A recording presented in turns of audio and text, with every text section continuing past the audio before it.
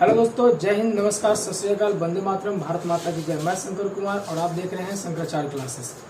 दोस्तों, आज हम लोग क्लास 10 के हिंदी का लेखक का राइटर का नाम हम लोग याद करेंगे। तो इसमें हम लोग ट्रिक से आज देखते हैं, इसको याद करते हैं। ये हम लोग आज ले लिए हैं, इसको गद्य खंड हम लोग ले लिए हैं और गद्य खंड हम लोग याद करते हैं। इसको ट्रिक से किस प्रकार से हम इसको याद करेंगे, तो आइए चलते हैं। पहला है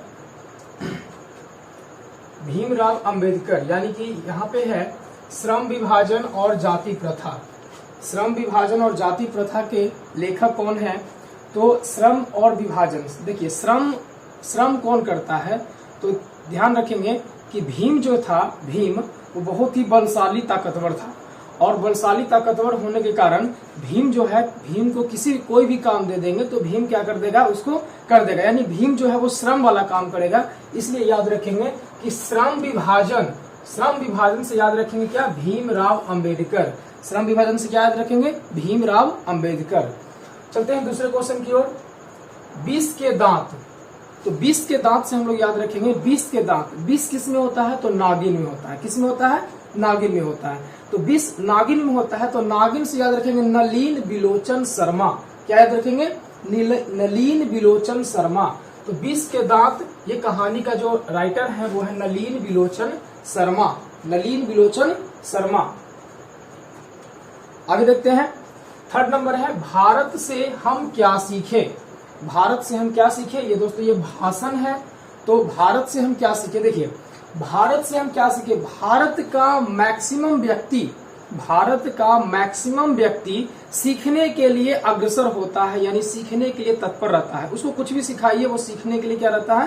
तत्पर रहता है। तो भारत से हम क्या सीखे? तो भारत का कितने व्यक्ति? तो मैक्सिमम व्यक्ति। तो मैक्सिमम से याद रखेंगे भारत से हम क्या सीखे? मैक्सिमम से हो जाएगा मैक्स मूलर। क्या हो जाएगा? Max Muller. तो भारत से हम क्या सीखे? क्या हो जाएगा? Max Muller. आगे चलते हैं। नाखून क्यों बढ़ते हैं? नाखून क्यों बढ़ते हैं? ये ललित निबंध है। क्या है दोस्तों? ललित निबंध है। तो नाखून क्यों बढ़ते हैं? देखिए, नाखून आज से नहीं बढ़ रहा है। नाखून जो है, जब मानव का पूर्वज यानी कि हजारों साल पहले से जब मनुष्य का जो जन्म हुआ था, उसी समय से नाखून क्या हो रहा है? बढ़ रहा है। तो नाखून क्यों बढ़ते? नाखून जो वो हजारों सालों से बढ़ रहा है। तो नाखून क्यों बढ़ते हैं? यानी हजारों साल से याद रखेंगे हजारी प्रसाद द्विवेदी। नाखून कब से बढ़ रहा है? तो हजारों सालों से बढ़ रहा है, इसलिए याद रखेंगे हजारी प्रसाद द्विवेदी। ठीक है, आगे चलते हैं। नागरी लिपि यानी नागरी लिपि, नगर की जो जनसंख्या, ऐसे याद रखेंगे कि नागरी लिपि, नगर की जो जनसंख्या है ना, वो गुना करके बढ़ रही है। कैसे बढ़ रही है? तो गुना करके बढ़ रही है। तो नागरी लिपि का हो जाएगा गुनाकर मूले। नागरी लिपि यानी कि नगर की जो जनसंख्या है वो कैसे बढ़ रही है? गुना करके बढ़ रही है। देखिए, भारत की जो जनसंख्या है वो अभी प्रथम नंबर पे आ गया है। तो इसलिए याद रखेंगे कि नागरी लिपि यानी कि नगर की जो जनसंख्या वो गुना करके बढ़ रहा है, तो इसलिए गुना करके बढ़ रहा है। तो क्या हो जाएगा? गुनाकर मूले। आगे देखते हैं बहादुर। तो बहादुर अगला क्या है? बहादुर है। बहादुर एक कहानी है। बहादुर, जितने भी बहादुर व्यक्ति होते हैं ना, वो बहादुर व्यक्ति क्या हो जाते हैं? अमर हो जाते हैं। क्या हो जाते हैं? अमर हो जाते हैं। बहादुर व्यक्ति अमर हो जाते हैं। अब कैसे? देखिए, जैसे महात्मा गांधी हो गए, सुभाष चंद्र बोस हो गए, डॉक्टर राजेंद्र प्रसाद हो गए, ये सब क्या थे? बहुत ही बहादुर व्यक्ति थे।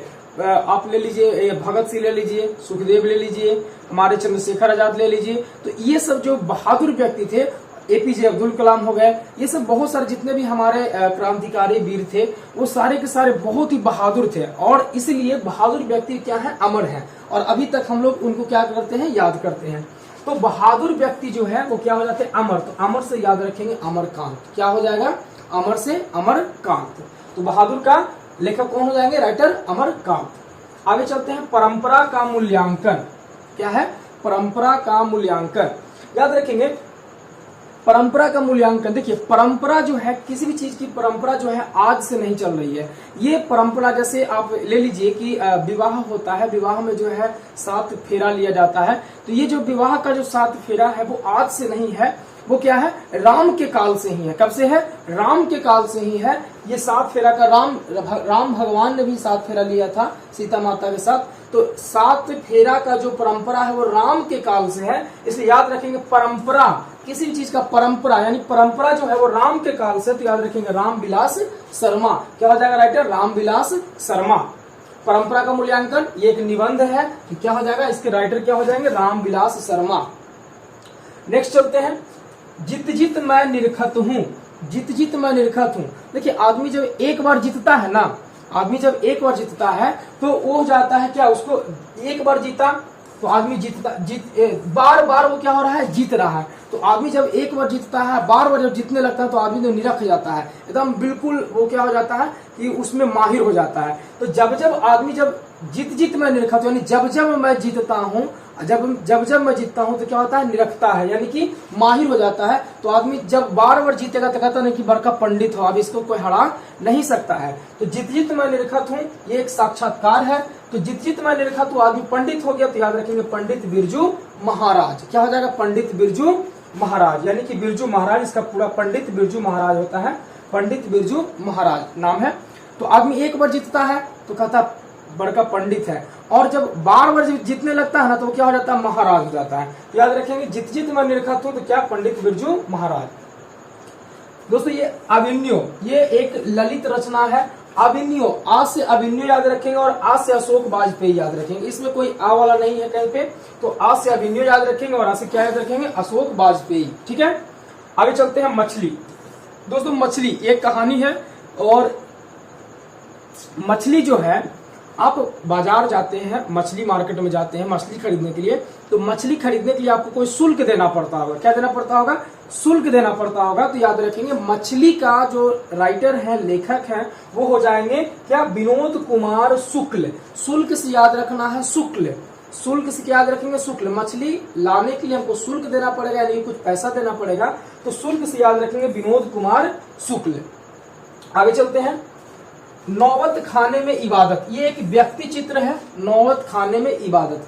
तो दोस्तों देखिए, नौबत खाने से हम यहाँ पर समझते हैं, मान लीजिए रेस्टोरेंट ढाबा ले लीजिए, है ना, नौबत खाने को इस प्रकार से ले लेते हैं, रेस्टोरेंट ढाबा समझ लेते हैं उसको, जैसे नौबत खाने में इबादत। तो नौबत खाने में इबादत का मतलब उनका जो स्वागत सत्कार होता है वो। तो यहाँ से समझिए कि नौबत खाने में जब आपका खाना वाना खा लेते हैं तो आपको क्या देता है, लास्ट में मिश्री सौंफ देता है ना, देता है ना, मिश्री और सौंफ देता है। तो याद रखेंगे नौबत खाने में इबादत आपको किस चीज से किया जा रहा है, तो मिश्री से। कौन कर रहा है, यतीन्द्र कुमार मिश्र। क्या हो जाएगा, सॉरी, यतीन्द्र मिश्र हो जाएगा, यानी नौबत खाने में इबादत आपको मिश्री देके किया जा रहा है, तो क्या हो जाएगा इससे, यतीन्द्र मिश्र। आगे चलते दोस्तों, शिक्षा और संस्कृति।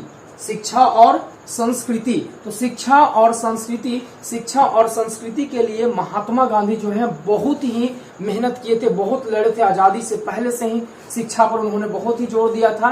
तो शिक्षा और संस्कृति के ये एक शिक्षा शास्त्र है, शिक्षा शास्त्र है, इनके जो लेखक हो जाएंगे वो महात्मा गांधी हैं। ठीक है, तो ये आपको, आई होप ये आपको अच्छी तरह से याद हो गया होगा दोस्तों। अगर आपको वीडियो अच्छा लगा हो तो नेक्स्ट ये आपका गद्य खंड है, और नेक्स्ट हम वीडियो लेकर आएंगे, काव्य खंड लेकर आएंगे। तब तक के लिए जय हिंद।